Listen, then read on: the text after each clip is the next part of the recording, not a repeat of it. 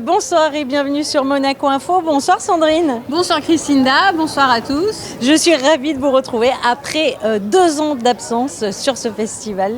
Festival qui a ouvert ses portes hier soir ici au Grimel du Forum, non pas avec un tapis rouge, mais bleu. Et les personnalités étaient nombreuses pour franchir les portes de ce festival, Christinda. Notamment hier soir sur ce tapis bleu, fameux tapis bleu, un parterre de personnalités que je vous propose d'entendre tout de suite.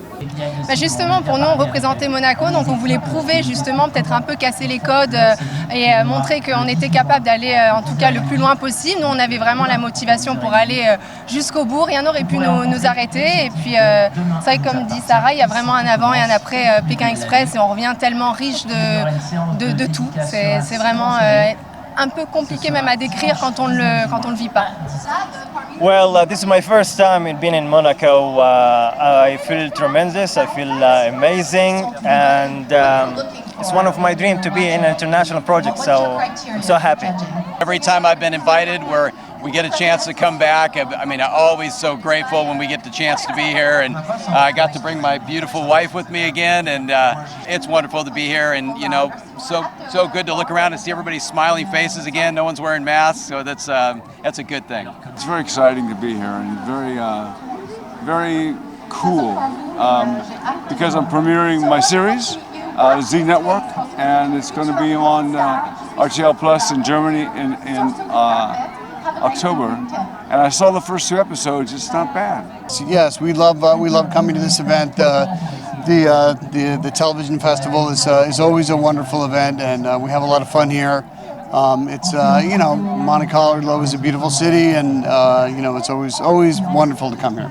This is the real festival. Last year was a little bit like pandemic style, but this year is really, I can feel this festive atmosphere, and I really like it. I really believe in this festival. I think it's gonna be a really big thing in the future because it's all about TV and series. Monaco, ça m'inspire. Non, en vrai, c'est joli, c'est une belle ville et une principauté. Voilà, c'est une belle principauté. Après, c'est très spécial parce que jamais j'aurais pu m'attendre à me retrouver au festival de Monte Carlo. Donc en vrai, c'est une chance de fou, c'est incroyable. Et je suis un peu stressé, perdu. La cérémonie d'ouverture s'est déroulée en présence du prince souverain et de son épouse, la princesse Charlène, Sandrine. Cérémonie qui a été marquée par plusieurs temps forts, dont voici le premier dans ce reportage. It's my great pleasure to declare the 61st Monte Carlo Television Festival open. Il s'agit d'une première, une nymphe du meilleur espoir international, remise cette année par la princesse Charlène à l'acteur français Théo Christine. L'objectif est de récompenser le talent prometteur d'une actrice ou d'un acteur, ici en l'occurrence. Il s'est illustré dans La Guerre des mondes et dans Suprême, il y interprétait le rôle de Joe Star. C'est vraiment une récompense importante pour moi, mais aussi pour l'ensemble des gens qui ont travaillé sur le film.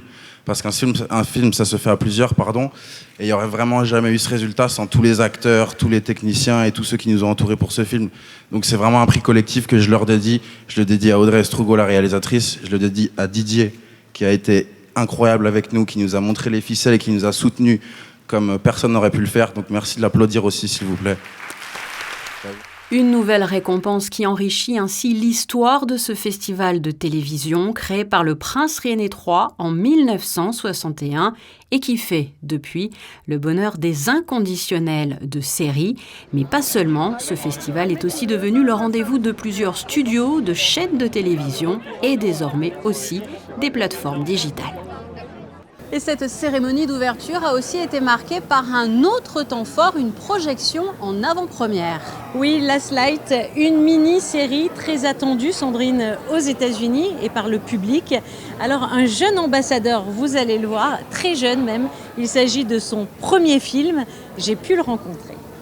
Basé sur le roman à succès international d'Alex Caro du même nom, Last Light est une mini-série qui raconte l'histoire d'un pétrochimiste, Andy Yates, joué par Matthew Fox, qui réalise lors d'un voyage d'affaires au Moyen-Orient que ses pires craintes sont en train de se réaliser. La fin du pétrole sur toute la planète paralyse les transports et bloque les livraisons de fournitures. Les forces de l'ordre sont alors complètement dépassées et au milieu de ce chaos, sa fille adolescente reste resté seul à Londres et sa femme et leur jeune fils en déplacement à Paris vont tout sacrifier pour se retrouver malgré la distance et les dangers qui les séparent. Taylor Fay, âgé de seulement 9 ans, interprète Sam, le fils du couple dans la série, et qui lutte contre une maladie oculaire dégénérative qui lui ôte lentement la vue. Un rôle intense et difficile pour le jeune garçon qui apparaît pour la toute première fois à l'écran, une expérience amusante et inédite pour lui. I like the part of just learning how to act in many different ways because I learned how to act blind and how to act sad, happy, and all different emotions. I kind of thought in my head about that happening with my real family and dad.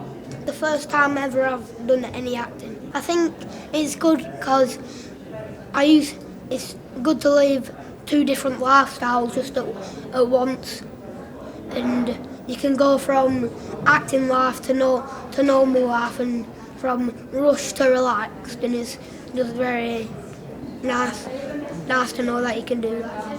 Taylor Fay que nous retrouverons donc dans Last Light aux côtés de Matthew Fox et de Joan Frogat que nous avons découvert dans Downton Abbey, une mini-série dévoilée en avant-première au Festival de la télévision et que vous pourrez suivre très prochainement sur les différentes plateformes de streaming. De nombreuses personnalités, Sandrine, du monde du cinéma qui sont ici à ce festival pour non pas présenter leurs films, mais plutôt pour les juger. Oui, effectivement, il y a des membres du jury qui vont avoir la charge de faire beaucoup de visionnage dans les jours prochains afin de déterminer les lauréats qui seront connus mardi soir lors de la cérémonie de clôture, rencontre avec 2 présidents justement de jury. Une vingtaine de programmes de 12 pays différents répartis dans plusieurs catégories. La sélection officielle 2022 montre encore une fois que ce festival est avant tout une compétition. Neil McDonough est le président du jury fiction. To be the president of the jury this year is quite an honor for me, and we've seen some amazing shows thus far, and I can't wait to figure out what the next one is, who the winner is going to be, and we're looking for something different this year, and we found some really great ones. Après la fiction, place au documentaire et à l'actualité avec une catégorie qui leur est dédiée. Cette année, Jill Tiefenthaler est la présidente de ce jury. Elle est à la tête de National Geographic. Most of the time we've been looking at news and documentary films over the last few days, but getting to be out in the festival and enjoy all this excitement is wonderful. It's my first time at the festival, so wonderful to be here. Sachez que plusieurs nymphes seront donc remises à la fin de ce festival. Les lauréats seront connus mardi soir lors de la cérémonie de clôture. Des prix spéciaux seront aussi décernés, à l'image du prix du Prince René III. Alors cette première émission spéciale est déjà terminée. Sandrine, je vous propose que l'on se retrouve demain avec encore de grands moments à partager. De grands moments, à l'image par exemple de celui que vous avez vécu avec les acteurs de Plus belle la vie. Un moment nostalgique. Nostalgique, puisque je crois que la série se termine bientôt. Se termine, oui. Une série qui ne se termine pas en tout cas, c'est celle qui est diffusée sur TF1, je te promets. Et il en sera aussi question dimanche dès 20h30, Christina, sur Monaco Info. À bientôt.